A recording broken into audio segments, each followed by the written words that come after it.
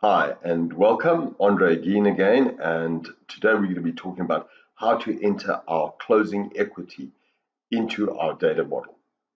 Now, my preference is to first of all ensure that we have our total assets and our total liabilities agreeing to our financial statements, thus leaving us only our closing equity as such to be dealt with. Now, what the system does is it automatically takes the amount of the change in retained earnings from the income statement and credits that to the equity portion inside the balance sheet. Now, this allows us to always ensure that we have our correct closing equity inside our data model. Now, in order to do this, we know that we have the current period's retained income in our equity. So all we need to do is to enter in the opening balance. And the way we do that is to simply click on this little box here from income statement. And what you'll notice is one editable area, and that is your opening equity. Now let's go and have a look and see what our opening equity is. If we go to our financial statements, we notice this is what our financial statements show us. However, this includes obviously the proportion of income that has been generated during the current period. So in order to obviously determine what is our opening equity, we just remove that item and we know that our opening equity is $1,459,000. So what I'm going to do is I'm going to take that number and put it into that box and we should balance our first period. So that's 1459589 and I'll put this into this box over here, 1459589.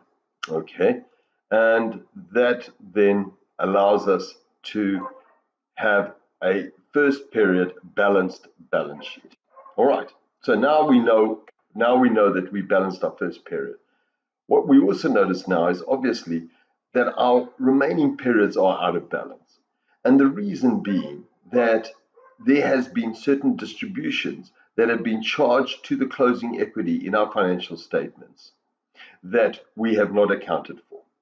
So what I now do is I simply change this this amount and I put this amount into our dividends section, 1665638, and now this essentially should be my closing equity per my balance sheet. So I quickly go to my balance sheet and I check my balance sheet and I notice that my total equity in the second period is 3254155. I then check to see, is that the case? 3254154, well, there's $1 difference, which is usually a rounding difference, so I'm not worried about that.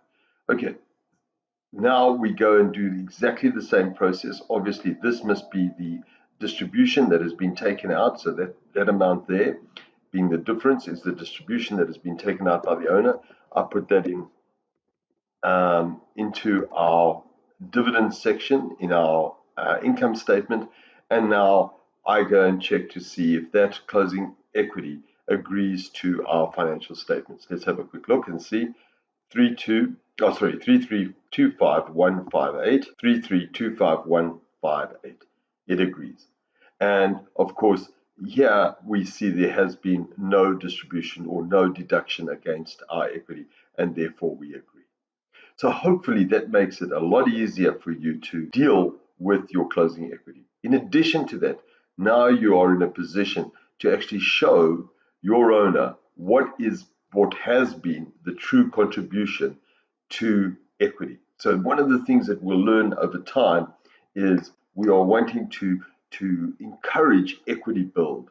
In other words, the amount of equity that we're building in our balance sheet in order to have a good, stable business.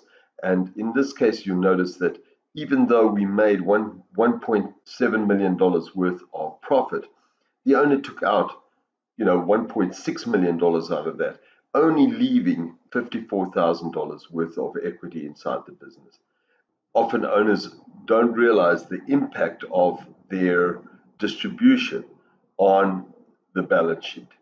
Now, it's not that we're discouraging that distribution, it is simply the ability to understand how that changes the relationship between our equity and our debt. That's a key funding element, and we'll talk a lot more about that going forward. Thanks so much. Have a great one. All the best.